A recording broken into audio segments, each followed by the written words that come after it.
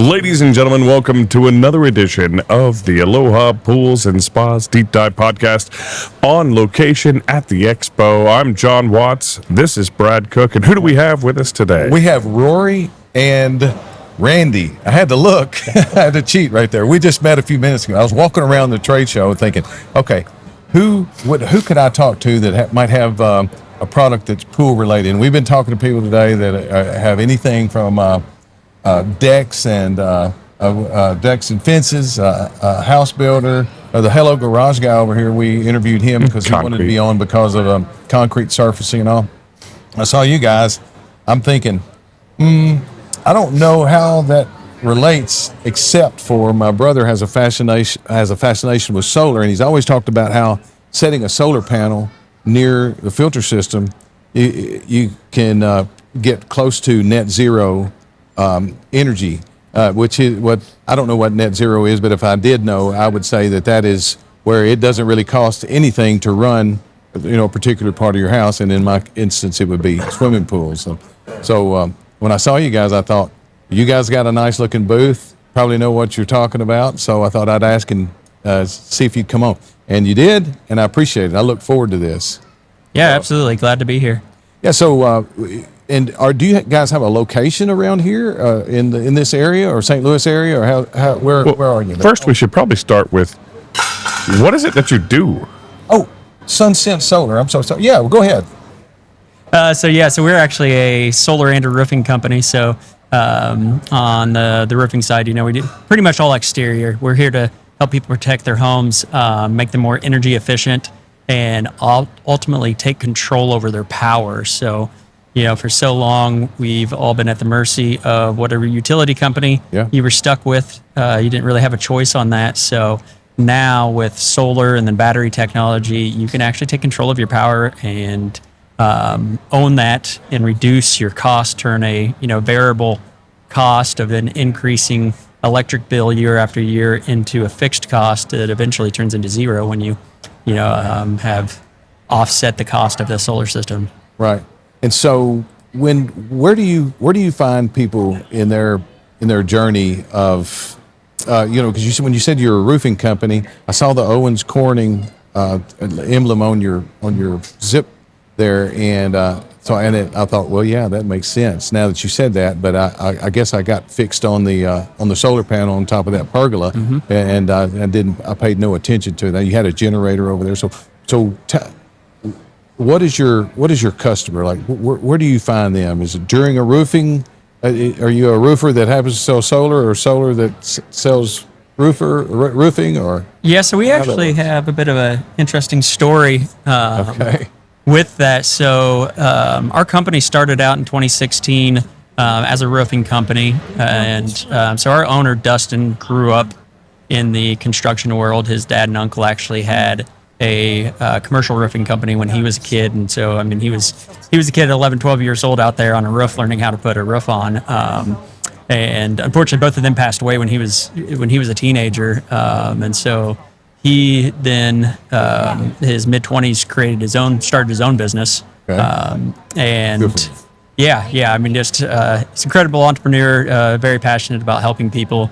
That's something that drew me to him when we met. I actually knocked on his door. I was training a college kid how to sell pest control door to door. Okay. And we knocked on his door, and he said, you guys are in the wrong business. You should be doing solar. And I was like, do you have a solar company? And he's like, no, not yet, but I'm going to. It's like, okay. And anyways, you fast forward about 8 months. That's when I came on board full time with Dustin, and we launched a solar division alongside the roofing company. Okay. And that was into 2021, started 2022. And since then, we've just been growing the solar brand quite a bit throughout the greater St. Louis area. And I don't remember where this question started, but that's kind of our background. It actually should have been the first question, is how did you get started? So you kind of answered what I should have asked to begin with there. And so, but I guess trying to figure out, do people just wake up one day and decide they want solar, or do you, I'm going to guess that you always offer it when somebody's buying a new roof. I mean, that would be going without saying. While we're up on your roof, let's put the solar up there, which I think there would be a lot of efficiencies. You got a truck there and you got a crew there. Just go ahead and get solar up there when you do the roof. Is that kind of part of it? And Most often, our customers reach out to us when they experience a painful bill. So She probably had a lot of those lately. yes, so summertime and wintertime bills can overwhelm somebody. The first time somebody gets a $500, $600, $700, $800 electric bill, they start thinking this isn't for me. When people are putting in pools and jacuzzis and large pumps, one more reason to go. Okay, Yeah. we probably want to cut off that electricity expense. For sure. So, I mean, that's about where we get the majority of our customers is when somebody's feeling pain on the expense of electricity. Right. Yeah, and when I don't mind saying I was going to save this, but when I walked by their booth, they had like a pergola with a solar panel on it, and it made me think pools need pergolas, Yep. and everybody wants everybody wants something for free. You know, obviously you got to pay for the panel, but the dividends that come from that investment seems to so that's kind of how I tied us together on this. Like you say, while they're financing a project, if they're going to do the whole backyard, then let's look at what solar would cost and then what kind of savings. And I'm sure you guys have numbers on the payoff and how that looks. Is there a way to kind of segment what what you can do or to give some sort of price range on how solar would do and how it's positioned and what variables? Because I'm thinking, okay, if you live on a shaded lot without any sunshine, trees all the way around, probably solar doesn't quite have the payoff. But if you're facing, I'm going to say if you have a a roof rather that faces west, you're probably in a good shape. If you have a roof that faces south, you're probably in Very good. very good shape. Yep. Better Yeah. shape, yeah. Okay, yeah, that's what I was wondering. I know the north face is probably not that good. That's where snow lives a long time. So Rory actually says something quite often, and it is that solar is the only home improvement that actually pays for itself. Because when you're Yeah. putting solar on, yes, you're paying for solar, but you're eliminating an electric bill at the same time. So you're replacing one expense with a smaller expense. Right. So if you are going to do a pool, if you are going to do a pergola, if you are going to do some other home improvements or, make your backyard fun and exciting, solar is the way to actually help pay for it. Yeah. Exactly. We're not going to pay for the whole pool, are we? Over time, Yeah, I mean we see with electric rates being what they are typical. So they look at the lifespan of a solar system at like 25 years. So Okay. they'll continue to work after that, but that is what the standard warranty period is these days. Yeah. And so when you look at the cost savings over a 25-year period, it's $100,000 plus for the most homes that we're looking at in this area right now. Is there degradation over time? So, like as you go. Great question. Well, I know because here's two things. First of all, I'm from Ohio originally. Okay. So I have a lot of people up there. Like in Cleveland, Northeast Ohio, 106 days of sun a year. So everybody's like, solar doesn't work, and then I'm like, but it does in where we live here. So I've seen it. And then South Dakota, I lived in for 10 years. And solar is at a different angle there. It works, but it's like you have to be almost like because you're at a higher latitude. Yeah. I'll shut up now, and you can answer my question on the degradation over time. Yeah, so degradation, it's going to depend a little bit on the panel, but yeah, your average degradation warranties. So again, with the warranty, they all typically carry a 30-year production guarantee. So it'll say that they can degrade up to 2% that first year, and then typically you're right around 0.5% every year after that. So if you fast forward 30 years, you're somewhere between a guarantee of 80 to 87% of your day one production you're still going to be getting. How do you fight that? How do you fix that? Do you change out the panels? Technology is always changing, right? But I think we've kind of hit a plateau on the panels. Okay. Really in our industry, all the research and development now has turned towards like the battery technology. Gotcha. And really getting to that energy independence. So with the panels, if you think about something, I hope I hope I work 87% as well 30 years from now as I do today. Right? That's exactly where I was going on that. Yeah. I'm thinking, how do you fix that? But why would you want to fix something that has already paid for itself however much? Yep. And then, you could add, if you needed that, you could add panels to it, but I wouldn't dare. 25 years from now, those panels are going to be classics. Is what they will be. Right. You won't, if they're still producing electricity, which they should be. Right.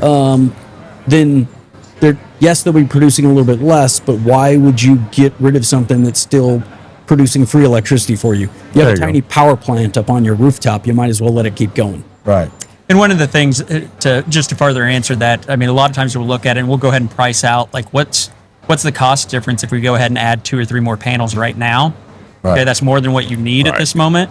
But if we fast forward 10, 15 years, right, it counteracts that degradation. Any tax benefits from the government right now for doing any of this type of work? Yeah, absolutely. So the industry's got a little interesting here lately, like the original residential tax. This happens every so often.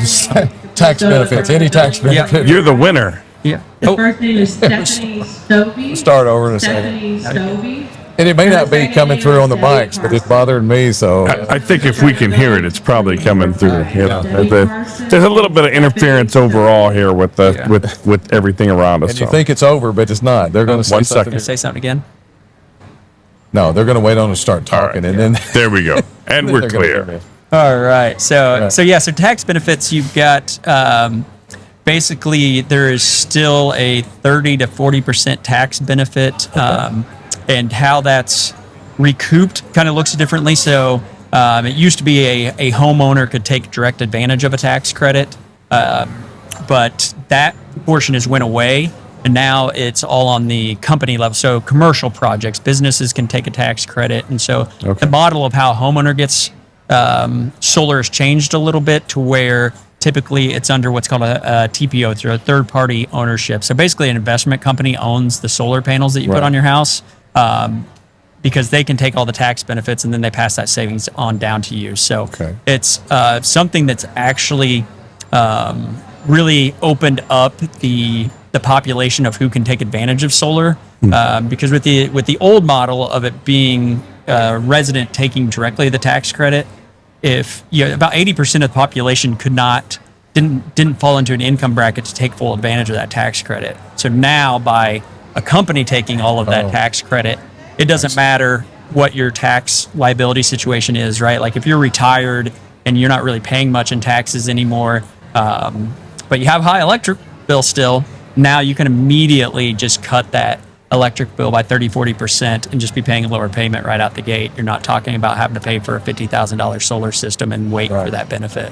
And so there's kind of a day one payoff or month one payoff. Is that kind of what I'm hearing, or do you kind of have to have electrical for several years before you ever start to feel the? So if you were paying cash from a solar perspective, then you're looking at it from a cash perspective, and you're looking at what's your return on your investment. If you are doing a third-party ownership or a PPA or something else, you're basically just exchanging a high payment for a very low payment. So you see the benefits on month one.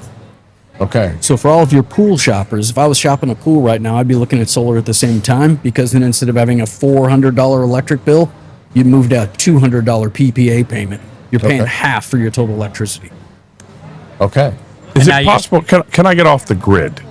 I don't want to be on the grid anymore. Rory gets this question. Yeah, absolutely. So that's so you can, and that's actually where my fascination with solar started. So my parents lived down in Tennessee, and they bought some land in Good for them. Lafayette, outside of Lafayette, Tennessee, so up close to the Kentucky border there. And they decided they were going to become homesteaders, right? And so they moved off the grid. I love your parents. So they've since got away from that dream, but for 5-6 years, they literally lived 100% off the grid. And that's where I saw solar for the first time, when they put solar out on their land. And now all of a sudden, this piece of property that we would go out to for the afternoon and work on and do things, and then we would go back home. Now we had power there, and we could actually stay there overnight, right? They parked their camper there, and that became their home base as they started to develop their property. And now all of a sudden, yeah, we could just go stay out there for the week. Nice. We had power, we had running water because it could run the well. Right. And I was just so amazed by, just overnight, we went from this place that we could go for a few hours at a time to now we can go stay out here. And so when I came home after that, I started just kind of paying attention to the solar industry and stuff, and hadn't really taken off in the St. Louis area yet. But within a couple of years of that is when I really got into the industry, and it's been a real blast. So to answer your question, yes. Now it's a different lifestyle, right? Like to truly be off the grid is a situation where you're really monitoring how you use power, because you're going to have 3 cloudy days in a row where you don't have a whole lot of solar production. So what most of us do is stay connected to the grid, and we exchange power constantly with our utility company. So sun's shining right now is a perfect example, right? The sun is shining, the weather's beautiful, so a home isn't using a whole lot of power typically in these conditions. You're not running the AC, you're not running the heat. Yeah. Your solar panels are producing a ton of power. So what happens to that power that your home doesn't need is being pumped back into the grid. Utility companies using it to offset power consumption at other homes, Right. but they're giving you credit for it then. So then when you have those cloudy days or nighttime when you're pulling power from the grid, your credit that you sent into the utility company, now you're pulling it back and using it at that point in time. When you were saying that, I heard the word batteries when we first started talking about that, and so I'm trying to get my brain wrapped around, because I think if you're not using anything, you're gonna fill your batteries first, Yep. and then anything the spillage goes into the grid, and then I've heard the story of this guy that's got 10 in his backyard, and kind of the back 40, but it's like on a 4-acre piece of property. Not the most sightly thing ever, but but he's making money on his. He's not every month he's not spending as much as he's not using as much as he's creating, so he's getting a little bit of a check back. But I'm thinking, and that's not really good for all yards. So are you doing a lot of how are you mostly on roofs? And then when you be in a roofing company, that's my assumption. But then tell me about the batteries and how all that kind of works into the electric system on the house. Is that a Randy question? So Like Randy's I feel like I've been talking too much. Randy's getting off easy. I tried to push it back. Okay. So batteries are purchased for a couple reasons. One is what most people don't realize with their utility bills is there's big time of use plans now. And I think the big one now, aren't we coming up on 40 cents? So we're coming up on 40 cents on your most expensive usage. And we were talking about this a couple days back. In California, they might be paying as much as 85 cents during peak times. Is this a per kilowatt hour? Yes. Are you kidding? So, okay, what you're used to is you probably think you pay 8 or 9 cents a kilowatt Yes. hour. That's what you think. Okay. However, this is the fastest way to do it. If you take your utility bill and you take the total dollar amount that you spend on electricity, not electric and gas, sometimes they're combined. Oh, you have it, don't you? I may. Pull out your electric bill. Yeah, if you take that total dollar amount and you're dividing it by your kilowatt hour usage, you're going to come out at like a blended number of like 19 to 20 cents is what almost all of our customers pay across the board. So Okay. yes, you think you're paying 8 or 9 cents, but you're paying 8 or 9 cents on your energy. You're paying 8 or 9 cents on your delivery. Then you've got a bunch of taxes and things built in. It gets really expensive really quick. Yeah. So where customers, the reasons why customers are buying batteries is for one of two motivations. Is A, these on-peak charges are way too high. So what'll happen is there's settings within the battery. So during the day, when electricity is most expensive, you'll stop taking it out of the grid. You'll just pull it out of your battery because then it's free to you. You're not paying the high rate. The other motivation behind batteries is for power outages. Right. So then you get X amount of kilowatt hours to supply your household Right. while the grid is down. Did you find that? Yeah, I'm looking, and Okay. I'm trying to to even. I'm embarrassed to say I'm not even sure if I've ever even paid attention to kilowatt hours. All I've ever looked at is I owed $350 last month. You can't see past that. Until I started doing this, I never paid attention to a kilowatt hour, and I don't know about you, Lori. It says current reading 89,328. Amount used 3,032. 3,032. Yeah, That's the one. Divide that by 350 Yeah. Yep. So what's your $350. utility company? weekly. Should I say that? Weekly County Municipal Electric System. Okay. So, well, I was going to say that you must be on like a co-op or a smaller one that's because you're only at about 11.5 cents right now. Yeah. Okay. Yep. So that's good. Net it out. Net it out. I mean, once because you guys do it kind of like I do a concrete ticket. It'll say it's $150 a yard, but by the time you pay delivery and surcharge and fuel and import fees or whatever they stack onto it, you're paying $210 a yard. So you know, it just you got to look at the bottom line and divide it by the the unit.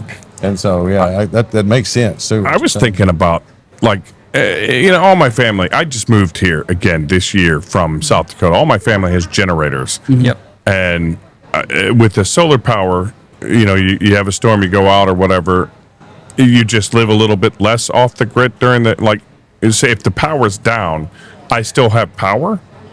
Yeah, so with the battery backup, you do. So that is one of those misconceptions, right? So, when you have solar and the power's out, but the sun's shining, it's like, oh, I should still have power. And unfortunately, it can't work that way. Am I asking all the right questions? Yeah, now? absolutely. Okay. Yep, you got to have a buildup of power. Well, so it's like you've got to have something that controls and regulates that power, right? So with solar by itself, we still are utilizing the grid's brains basically to control how that power is being distributed. Okay, and so if that grid disconnects, there's nothing to tell that power what to do. I see. Right, and so without a battery. Like a Tesla wall. Right, like power walls. Yep, one of the most popular ones. So without a battery, you would be sending power back into the grid, and that poor lineman that's trying to fix your power lines for the rest of the neighborhood, well, he just gets electrocuted. So, that's great. I got a son-in-law to be that's a lineman. Okay, so there's safety precautions put in place to make sure that doesn't happen. But so with a battery, then this is why you can still have power, right? Because they go into what's called islanding mode, where you disconnect from the grid, but now your power is able to continue to keep producing because now it goes through the battery, and the battery is then pushing power to your home. Nice. And so there's just you've got your own, you are your own island. You can do this loop, and as long as you're getting sunshine, and you're probably going to manage your usage a little bit differently, but you can continue to have power on at the home. Like I've got my battery set up to just handle like a handful of outlets, and the blower on my heater, because my heater's gas, but you need an electric blower there, and a few lights. So I'm not living life like normal, but don't forget about the fridge. I have the fridge, absolutely. Sorry, the that's hot tub, the standard one. Sauna. Right, the necessities. You gotta all the necessities in life. The pool pump, all those things are staying connected. First things that we put on there. Yeah, you mentioned a little bit ago, you talked about the peak times, and I had heard that was coming, and this is talking to a boy from Tennessee, that I heard that peak times, or that it was going to cost differently at different times of the day, and you said that's here, and I heard that was going to be here, but is that just here or different parts of the world, or am I doing that? Is that in Tennessee now? Because I got a follow up to that. So probably, and the reason why is the utility companies figured out they can make a lot more money by doing that. Yes, if you will manage your electricity and if you will budget it between hours X and Z, you will have cheaper power. Right. But the bad side of that is, unfortunately, your electricity is going to be 3 times more expensive during the peak hours. And from what I understand, and not to say anything bad about any utility company, but I know the ruling was in Missouri that the utility companies were automatically putting you on that plan. So you could opt out of that. Right. But they were putting you on peak demand fees. So you're not going to mention Amron's name. That was on me. That was on me. Yes. No, but the follow up to that is in the pool business, if you think about, so we have a lot of variable speed pumps, right? Okay, and they can be set to where they run extremely low speed during the day. The skimmers will work, and everything that falls out of the sky, everything that enters a pool enters from the surface. Yep. Okay, So if you shut your pool down during the day, then it's got to work a little bit harder because everything is eventually saturated. Anything that comes into the pool, it's got to saturate before it can fall to the floor. And if you've got your skimmers pulling, then you have a chance at a cleaner pool. And overall, if we're splitting hairs, it's less work. So if you take that system that you're talking about or if you want to try to beat their system, then we could program our pump to be low speed during the day and to make up for the lack of filtration overnight. We could crank it up high and let it run, during the non-peak hours and still get excellent filtration. Kind of beating the system there a little bit. Yeah, so one of the projects that I'm looking at taking on has to do with this. So basically, as you said, beating the system, right? So, and the reality is it's actually even beneficial for the utility company. It seems kind of counterintuitive, but right. The reason why there's these big variables is because energy is on demand. So when we have big peaks in power consumption in the middle of the afternoon, 2 o'clock in the middle of the summer when it's 100 degrees and everybody's AC's cranking, the Ameren is paying 10 times as much for that power. Okay. So, they are then trying to pass that cost down, right? The other thing that happens with that, though, is it's also straining the grid. Right. And you got to think about our grid was built in like the 50s and 60s. Yeah. Power consumption looks a whole lot different now than it did back then. So, and we're only continuing to go up, right? But anyway, so back to the tool. So, if we can create a tool that helps take people's power, what things are you using and what do you have control over? Pool pumps are a great example of this, right? Can we program these to run specifically during the times when power cost is the lowest or when you have the highest production from your solar system? Right. So that extra power, we're going to utilize it at the home level instead of sending it back to the grid at that particular point in time. And so, with AI and everything out nowadays, I was going to say, yes, we I feel can like use AI these. would be able to. Yes, yeah, that's the only way. I'm definitely not smart enough to come up with the calculations and everything myself, Right. but we can put together a tool that really looks at a customer's home usage and those different things that they can program, whether that's your thermostat or when you start your dishwasher, your dryer, your pool pumps, the jacuzzi, all these different things that you can really game the system to help utilize it all together to make just the lowest overall cost to the homeowner. Right. Is there a way with setting up a home system? Like, I assume that you come in and you look and you basically would look at all my electrical bills and determine how much solar I need.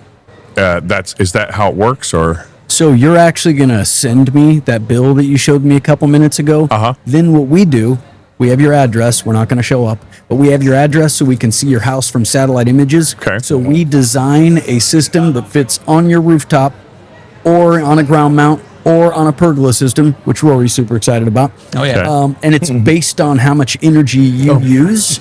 And then through a consultative approach, we figure out, are you going to be using more electricity? Are you going to be adding a jacuzzi? Are you Right. going to be looking at an EV in the future? Like, what's going to change in your needs? Because we'd rather account for that right now. And that's the system that we try and build for you if you have enough roof space or ground space. Okay. So we want to completely offset all of your usage as much as possible because it's a lot less expensive and a lot more efficient to do it one time and take advantage of all the... Then keep adding on later when Yeah. you determine, I just bought a Tesla and now I need it. I want to do, and I don't mean to keep pitching Tesla. Yeah. No, you're good. Yeah.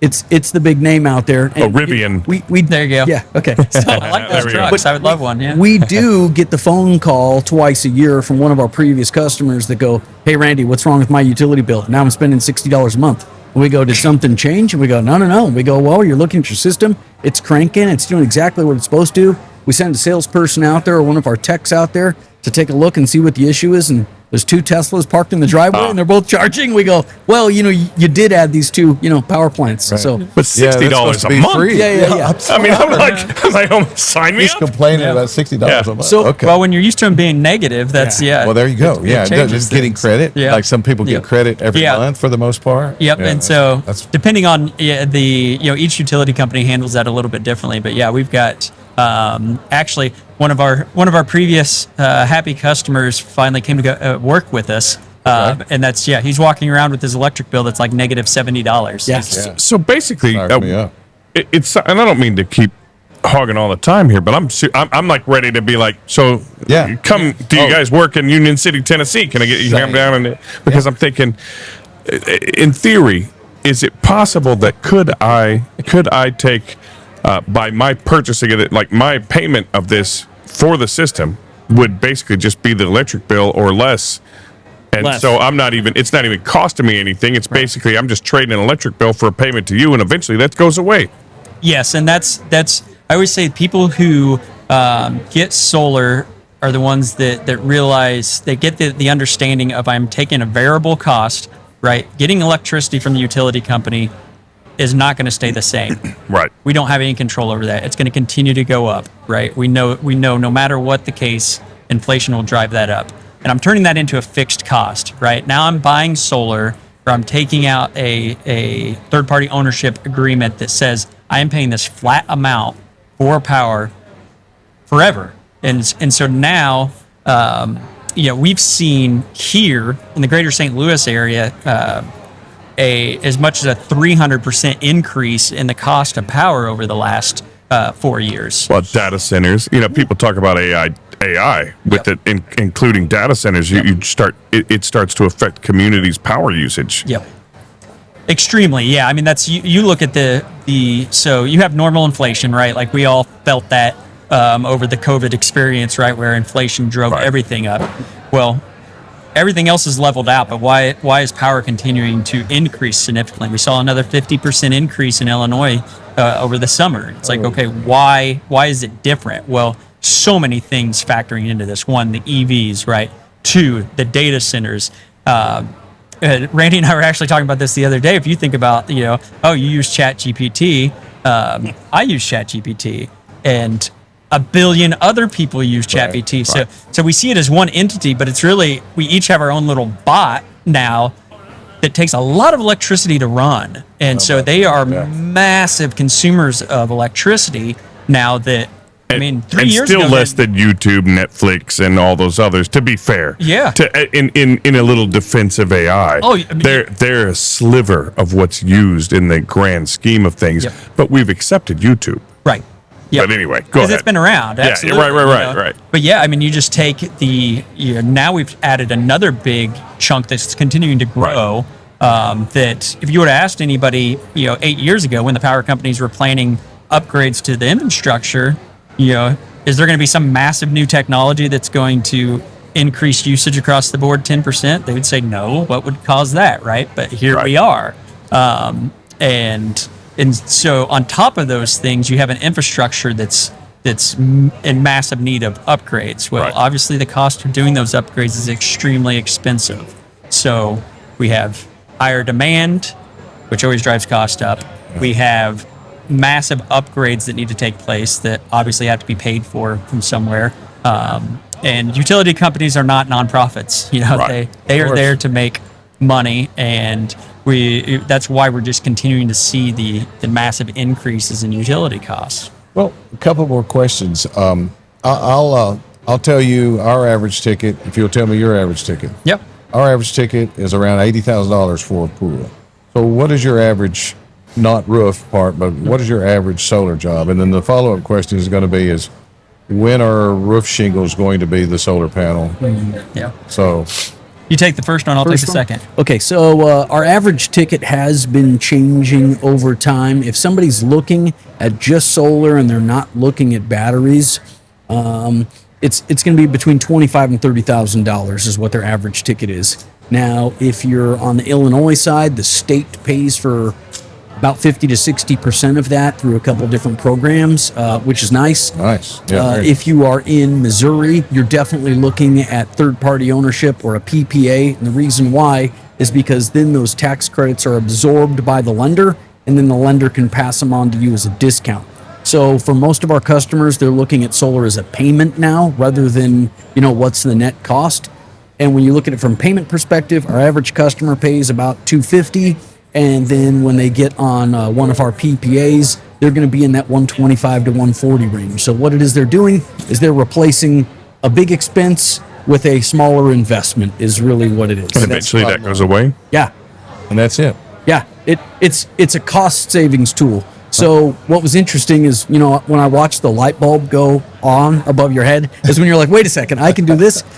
So when our guys and gals are out there talking to people, solar really isn't a sales process. It is an education process. It certainly is. Because once you realize, wait a second, there's this out there and this out there and this out there. Yeah, why not? It's pretty simple because when we explain all the facts and show everybody what their options are, this isn't something you have to push and drive something crazy about. They just look at it and go, yeah, I want to save $80 a month every month this year. And then next year that's $90 a month. And the next year it's $100 a month. So it's an inflation fighting tool is really what it is.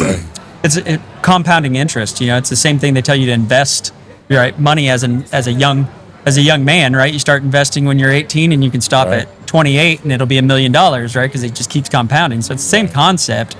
Putting solar on now, as utility costs go up next year and the year after, I'm not paying anymore. So my costs just my savings continue to increase. And that's where we get to those 25-year numbers of over $100,000. And honestly, it makes me not really care if it looks like roofing shingles or not, because that's money, and you can, it still, it doesn't look bad on a roof. It seemed like I read somewhere or saw a video about that solar panels were trying to be made to where they almost were disguised in a roof and inside of shingles. And the first part of me thinks, okay, but you don't need them on the north side. Right. And then then I think it's where, the southeast and west, but I'm also fixing it as I process it and think, well, they can all probably look the same, and one's be live and one's be, not. Who's live. out there opposing solar? Who's out there? Because there obviously is. Big oil. I agree what you're saying, because this seems so no-brainer that I'm thinking that you guys would be so busy you would not sit down to talk to us because you didn't need to get the word out, because it's freaking no-brainer. Yeah, I mean, there's a lot of education, right? You guys have learned, like you mentioned, the light bulb goes off. Well, right? this is part of that.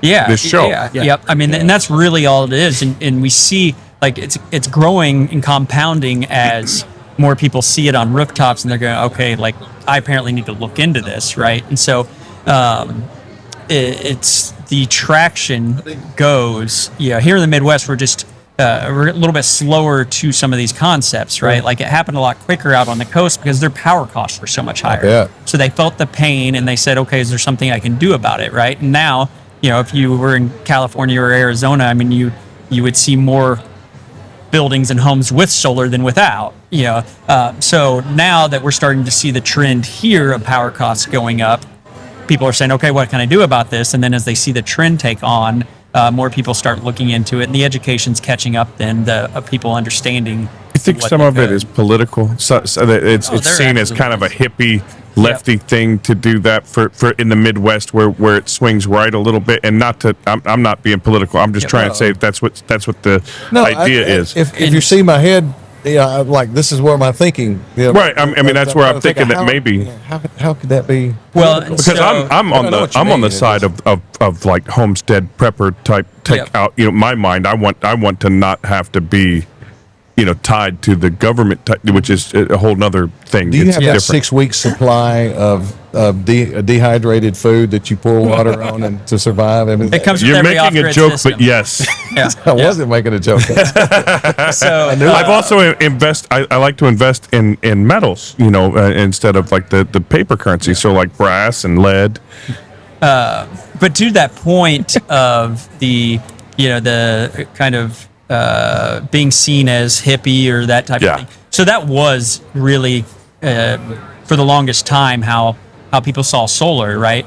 But by far, the majority of our customers are conservative leaning people because it's the investment side of it. Once people realize that, one, either this is good financially for me, or two, I can control something, off the grid. Like I have control over my power, right? Like government, freedom. Right? It is. That's exactly it. Means So liberty, and that's 100%, and that's what it is to me, right? Like that's what I was all about with solar. Is it's like we liberate people from the grid. They no longer have to be at the mercy of the power company just telling them this is what you're stuck with. No, I can control it, right? I have some say in the way this is going to work. I can produce my own power. I can store it, and now I'm not reliant on somebody else to take care of my family. So, and I'm going to put you on the spot. We probably, in the interest of the time, probably need to wrap it up. But I could keep going, but we'll have you back on another day. As could I, because this is like when I saw you guys, I got to talk to these guys because I'm fascinated with it. Obviously, John is, and before he crawls down in his silo with his his oatmeal, I was just going to say, I don't know. But there's a pergola right over here that, the lumber company, it is going to. He said he would sell it to me, and Can't remember. Yeah, Lacey, yeah. lumber company, and I was thinking, okay, I wonder if we could put that out at our store out there at we're at 105 Auto Court, in O'Fallon, right? Yep. Right. And then get you guys to install one, and just putting you on the spot, a free one. But and maybe wire something up with that, and because I think we could do maybe some cross marketing. I don't know that anybody that is coming to your place and saying, "Hey, I want a roof and a pool." So, but for sure, I like to educate our customers, and really, for me, if I can get a customer into a pool and lower their electric bill at the same time, and they're financing it, through one of our wherever they finance, that could really work, and then it just help think about whatever that take away that. Oh, how much is the electrical going to cost for this? And then if there was anything they could feed back to the house, or not knowing how all the details of that work, I'd like to look into that. Yeah, and I guess that would be my question. Is that something you guys hear? Is that one of the top concerns of homeowners when they're looking at pools and jacuzzis? Really, they will ask, and it's always a question, but I don't think anybody's ever said, we're just not going to buy it because the electrical bill. It's just it's a 6-month price, and it's kind of a cost to play. And really, if you think about it costs less than a half a day on a boat. Yeah. So when you start. Absolutely. It's definitely a better investment. A month of a pool. Yeah. Yeah. So.